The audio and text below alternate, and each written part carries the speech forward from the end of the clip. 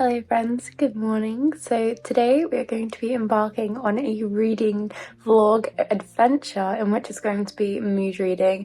So I have just returned from my London holiday, albeit I'm a little sick, but I am ready to get back into my routine, back into my safe space and just read all of the books I acquired, get through my TBR by mood reading because there are so many books I am so very excited about. So I'm starting off this by reading The Cleaner. I am only a handful of pages in, 17 so far, and really enjoying it. It's really interesting as to how it's progressing. I have one book to update you on that I really want to talk about, which is Wintering, that I finished last night and thought it was absolutely fantastic, and I think so many of you will adore it as well. So I'll have a little chat about that later. But yeah, join me for this comforting, hopefully safe space adventure whereby we mood read our way through being a homebody and just getting back and resetting routine again. So grab yourself your most warming hot drink, a cosy blanket, and let's go.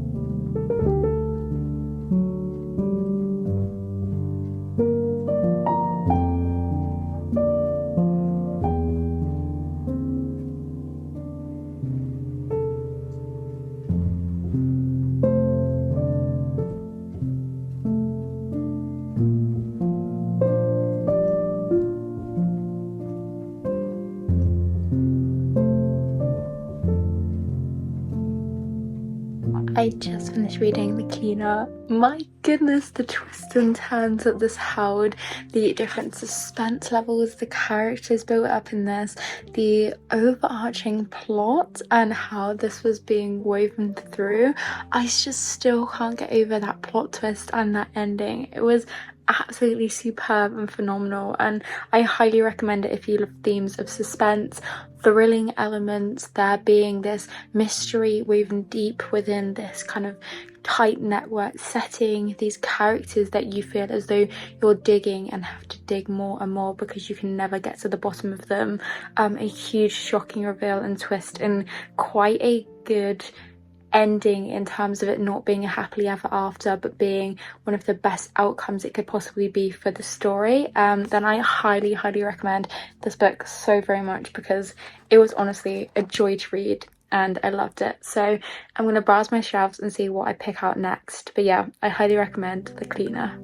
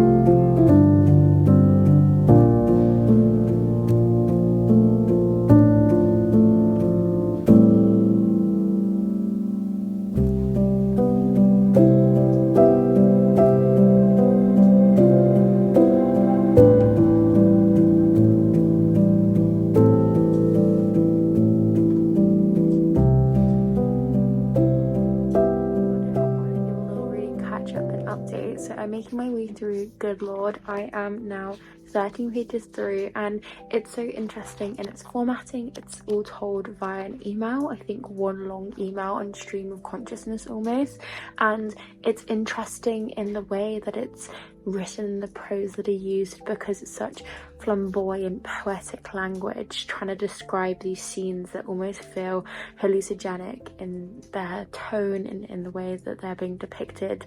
And I'm just finding it really interesting trying to have a grasp on what this is about and what direction we're going in and what is happening even, and I find that really fun to try and figure out, all while just enjoying the writing style and the story itself.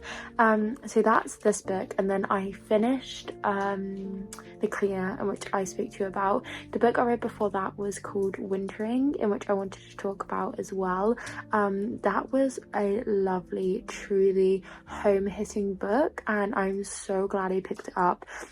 It is kind of the author's recount of having a bad time, going through a rough patch, in which she announces that as being in your wintering period, but also actual winter in its essence and the actual seasons of winter. So it goes over the span of I think it's October, November, December, February and March. I'm not sure if January there, it might be, but it's basically the winter months, and it's kind of a two-part tale. Like I say, one of her rough time, how she's experiencing things, how she's learning to adapt and change and see life in a different way, but also the dregs of winter in the actual season and the actual essence of winter, and what that means, and how to get through those dark days and those seasonal depression elements. And yeah, she has different interviews with her friends that suffer from SAD, which is seasonal affective disorder, and how they get through those dark times. And I just found it profound because of those two aspects, because a lot of what the author is speaking about in terms of her personal struggle, I have been through or am going through, and so it felt so lovely just to see your experiences there laid bare and see someone else going through them and have the exact same thoughts as you, and yeah, you feel like you're not alone and you see them coming out the other side of that. It just felt so, I can't even think of the vocab right now, but so magnificent. And then also just having the fundamental resources about winter itself in its essence, that was so fun to read about and kind of like discover and learn, because I do struggle with winter. I think especially living on an island, you kind of get that cabin fever esque feeling, and everything is dark from the morning to the evening, and you feel quite restricted and everything feels quite monotonous. And even if you were to plan a trip away, there's no guarantee you can board that flight or get off the island with safe smoothing because of the winds and the rains and the storms that hit with island living. And so I find myself feeling, especially in winter time, just that little bit more restricted, just for lack of those options. But anyway, it was just such a magnificent book, and I highly recommend it because it just spoke about so many themes in which I feel as though so many of you will resonate, in terms of guilt that has with resting, and guilt that you feel in terms of being a homebody, etc, etc. So I highly recommend it if those sound interesting to you. Then the other one I want to recommend, which I fell in love with, was Bookish, by Lucy Mangan, I think the author's name is, and I think they're an author for The Guardian. Now, I believe there is a prequel or slash like a first book in this little, I don't think it's a duology, I just think it's like in terms of timeline structure, in which it's called Bookworm, which I hadn't read. I had only read Bookish, and that's because I found it when I was in Waterstones in my London trip, on the shelf, and I picked it up because I love nothing more than reading a book about people who love books and reading books about books. To me, that is the most happy I feel ever, and that is the best book I could possibly find, is when I read somebody speaking about their love for books, their love for literature, or it has books in it, because I honestly love books so deeply, and it's such a core fundamental part of my identity, and it has been since the very beginning of my life, especially with it being a special interest, that I just love reading about that and that feeling, because it's just such an unexplainable feeling to me and just such like a high level feeling. But anyway, so I picked this book up kind of on a whim and I fell in love with it. Oh my goodness, didn't I binge this. I adored the author's writing style, the way that they talk about books, the way that they talk about owning books, and the lack of shame that they feel around it, and how driven they feel to just read all the time, and the lack of shame that they feel around that. I just felt like it was just reading a kindred spirit, and honestly I just highly recommend it to any bookworm out there, because it just made me fall in love with books that little bit much more. And yeah, it's definitely one I'm going to revisit time again, because I just felt so ecstatic while reading it and so happy. I'm definitely going to go back and read the book in which is Bookworm, because I believe what happens is she takes us through her story of being a young child to perhaps like end of teens, and then her life of being a bookish person around then, and then bookish is from her coming into adolescence and speaking about life's trials and tribulations with that, but also being a bookish person. And so yeah, I highly recommend that one as well. Honestly, so much fun. I found so much joy in it, and I really hope that you will too if you decide to pick it up. So yeah, that's my little ramble and spiel of catching up on some good reads. I realize I haven't really been doing wrap-ups recently this year. That's because I just honestly found them a little bit of a chore to do, because sometimes I wouldn't have like great group books that I had read, and so kind of felt a bit as though I was just rattling off books for no reason if I didn't necessarily want to talk about them. But I do miss it because I just love talking about books, so I'm kind of in two minds as to whether I want to pick them back up again. Maybe I'll do like a big wrap up of seasons, like what I read in winter, what I'm reading in spring, yada yada. But I'll see. But that could be a possibility. So yeah, there's my little bookish updates, I suppose. So I'm going to get back to reading Good Lord and see how it progresses. But on here it says gender defying, in which I couldn't agree more. So yeah, I'll keep you updated on this one.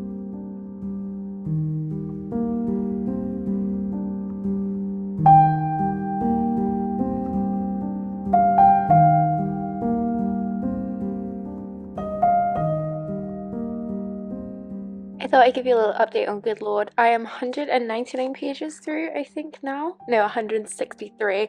And I am loving this. It's a really long essay in which it's told in a very, the adjective is leaving me, conscious writing style, and a very, I can't even think of the word, it's when you just speak. And it just goes on and on and on and on. I can't even think of the word. But it's basically told, and this narrator is getting progressively unhinged towards what I think is her landlord / might be a company that her landlord is going to be setting out to. And so I think the managing agency of the current place that she's renting is using this more like AI system, and she's writing this stream of consciousness email to her current landlady / managing agency of the property, and it's basically her kind of going through her life events and going through the unhinged ways that she's been doing things, dealing with things.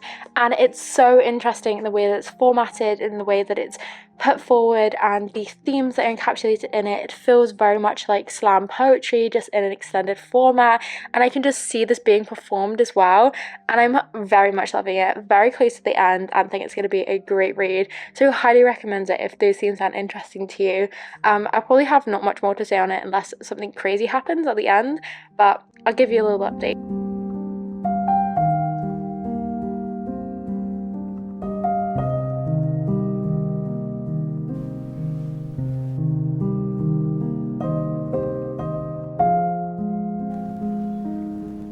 I just finished Good Lord. My goodness me, wasn't this a chaotic ending, a chaotic story full of rage, full of anger, full of the nastiness of the world, the grottiness, the details of home and what home means, exploration on wrongs and rights and living situations, and how you can feel empowered when you have a home, but yet how you can feel as though you have no anchor or no belonging when you feel like you don't have a home that is worthwhile, or a place or a comfort or safety. And it just explored so many different themes. There are trigger warnings in here for sure, around sexual abuse, so I would definitely take that into mind, and I would research your own trigger warnings as well, because there are some heavy topics woven into this. But it is basically just a really long email to this person's managing estate agent and this particular woman who she's sort of become enraptured with and aggressive towards, and taking out all of the situations on this due to the fact of everything that's been going on in her life.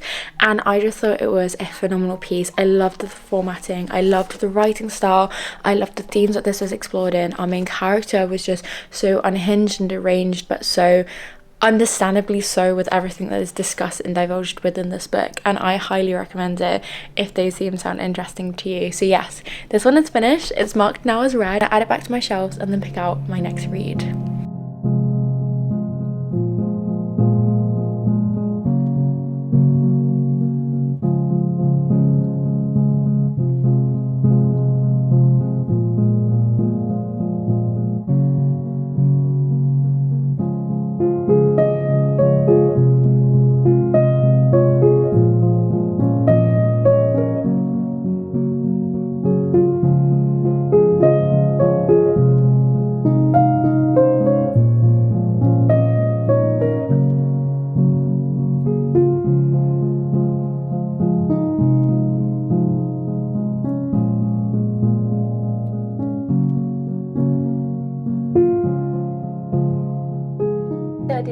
Check-in. I'm now 77 pages through Half-Assed Human, and my goodness am I loving this book. It is so fun. Lena Norms is such a great YouTuber, but also, my goodness, isn't she a good author? I just love the concept of this book. I love the execution, I love the stories that it's told, the different options you're given for everything. Basically what it's about, it's just kind of like a guide to life that doesn't burn you out, different ways and different things in which you can approach different situations. So we've got wardrobe here, career, we've got obviously conversations around the earth and what's happening with that, but talking about consumerism and also just general life woes, trials and tribulations, but in just such a mindful manner that isn't bombarding with information but not making you feel guilt at the same time. And it's just so lovely to read, so easy to read as well. I feel as though Lena's humor perfectly wades through this book, and I'm just loving it so very much. I'm now on the career chapter, and I've just gone through the wardrobe chapters too, and I just highly recommend this book if they sound interesting to you. It's like the best kind of self-help book, I suppose. I don't know if I would classify it as self-help. I feel as though it's just more, feels like you're talking to a friend and you're just getting really good advice. So yeah, highly recommend this one, and I'll keep you updated.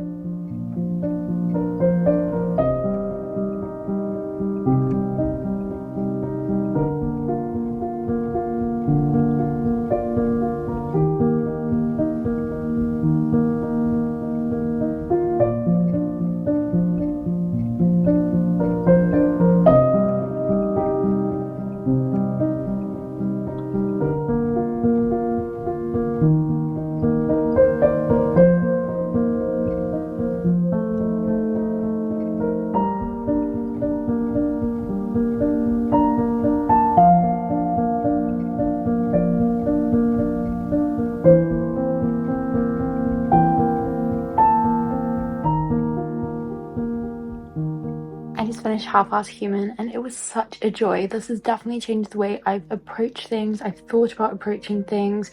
I feel as though this book was just so accessible. It had so many gems woven in through it. It touched on so many different elements of life, but it wasn't trying to be something it was not. I could see the humor filtering through, and I just thought it was just so impactful and powerful, but in quite a quiet way, and in a way that feels really accessible and really comforting without being too in your face, and without you having to radically change everything you've ever stood for and everything that's going on in your life. And I just thought it was absolutely phenomenal. I highly recommend this book. Just if you're feeling burnt out in life, if you're feeling stuck, if you just don't know what direction you're going in, you just need a friend and a good hot drink to sit down with and just discuss life's matters with, then I highly recommend this book, and it's definitely a book for you. I just thought it was phenomenal. It was so good, and it couldn't have come at a better time for me. I feel as though this was the perfect time for me in my situation to have read this book. And yeah, So very good. So many different gems woven in this book as well, so many different elements of it that I thought I'm going to save that for later. I'm going to return back to this, and it's definitely one that you can read and reread and read again because there is so much packed into this. And yeah, it just felt so easy and so accessible, and I loved it so very much. So yes, I highly recommend this one for certain. So that has brought us to the end of this adventure. I thank you ever so much for joining me, and I hope that you're feeling okay. I hope you're doing well, and I hope that wherever you are, whatever you're doing, you have a wonderful day or night. Until next time, friends. Bye.